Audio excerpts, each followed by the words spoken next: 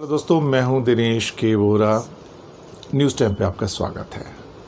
नेपाल के संदर्भ में आज भारत के भी कई न्यूज़पेपर्स के अंदर एक खबर बहुत प्रमुखता से है कि नेपाल के जो विदेश मंत्री हैं, जिनका नाम प्रदीप कुमार ग्यावली है, इनका कहना है कि जो 1947 का एक समझौता है गोरखास के बारे में, गोरखा सैनिकों के बारे में, अब वो पुराना हो गया है, बेकार हो गया है। और ये समझौता ब्रिटेन, भारत और नेपाल के बीच में था। और विदेश मंत्री प्रदीप कुमार ग्यावली का कहना है कि अब इसके प्रोविजंस रेलेवेंट नहीं हैं और ये मुद्दा नेपाल ने ब्रिटेन के सामने भी उठाया था। उनका कहना है कि कहीं ना कहीं इस समझौते की समीक्षा होनी चाहिए।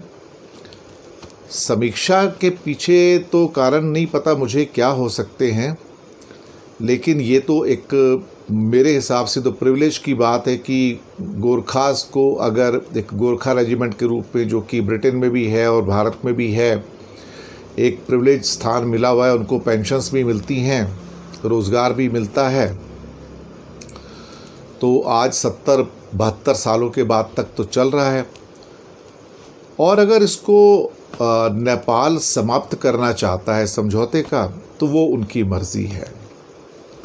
वो अगर ख़त्म करना चाहे तो कर सकते हैं। समझौते तो बहुत सारे इस मामले में हैं, एक तो है नहीं। तो एक गोरखा का भी समझौता था 1947 का, दूसरा एक और भी समझौता है जो भूटान के साथ भी है, तो पहले सिक्किम के साथ था, सिक्किम तो भारत का हिस्सा बन गया, जिसमें नेपाल को और भूटान के जो नागरिक हैं वो भारत में कामकाज कर सकते हैं, बिजनेस कर सकते हैं, फिल्मों में काम कर सकते हैं, सेंट्रल गवर्नमेंट, स्टेट गवर्नमेंट की नौकरी कर सकते हैं, भारत के स्कूल कॉलेज में जा सकते हैं। उनको हर वो एक सुविधा है जो एक भारत के नागरिक को है। आईएएस ऑफिसर बन सकते हैं, आईपीएस अफसर बन सकते हैं, भारत की आर्मी में गोरखा रेजिमेंट है वहाँ पर जा सकते हैं। तो वो समझौता, और उसके अंतर्गत जो एक और लेटेस्ट फिगर है इसमें मेरे पास कि भारत उनकी पेंशन के लिए नेपाल को हर साल करीब करीब 3000 करोड़ रुपए देता है हर साल।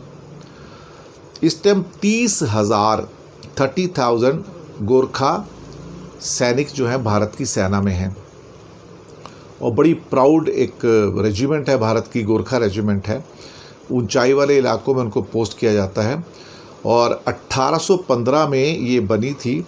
आप सोच सकते हो कि आज ये रेजिमेंट करीब करीब 205 साल पुरानी है।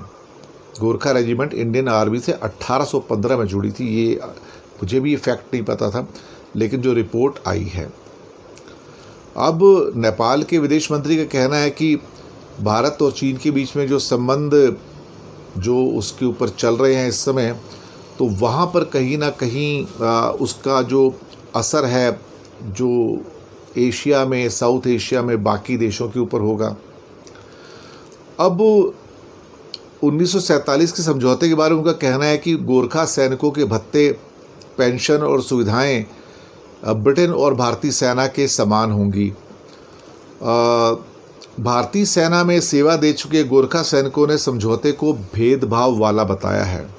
तो मुझे नहीं पता इसमें भेदभाव क्या है। पेंशन तो उनको मिलती है, मेरे ख्याल से उनको वही पेंशन मिलती होगी जो एक आम भारत के सैनिक को मिलती है, क्योंकि जो भारत के जो सैनिक हैं उनके जो सैलरीज मिलती हैं, वेजेस मिलती हैं, तो ऐसा तो हो नहीं सकता कि उनको वेजेस अलग मिलते हों और भारत के सैनिकों को वेजेस अलग मिलेंगे या पेंशन अलग मिलेंगी। कोई और मुद्दे उनके दिमाग में होंगे, तो उसके बारे में वो बेहतर जानते हैं। और जहाँ तक अगर उसको रिवाइज़ करना चाहते हैं तो कर सकते हैं, उनका हक बनता है। ब्रिटेन के अंदर भी उनकी रेजिमेंट है, उसको भी रोक सकते हैं वो, या नए गोरखास की जो भर्ती है भारत की सेना में वो स्टॉप कर सकते हैं, उनका राइट है। हम उन पर क्या ऑब्जेक्शन लेंगे, उससे कोई फ़र्क नहीं पड़ता है। बाकी जो अभी भारत की जो सेना में हैं, अभी उनको भी अपना एक फिर डिसीजन उनका भी क्या हो सकता है पता नहीं अभी तो क्या है।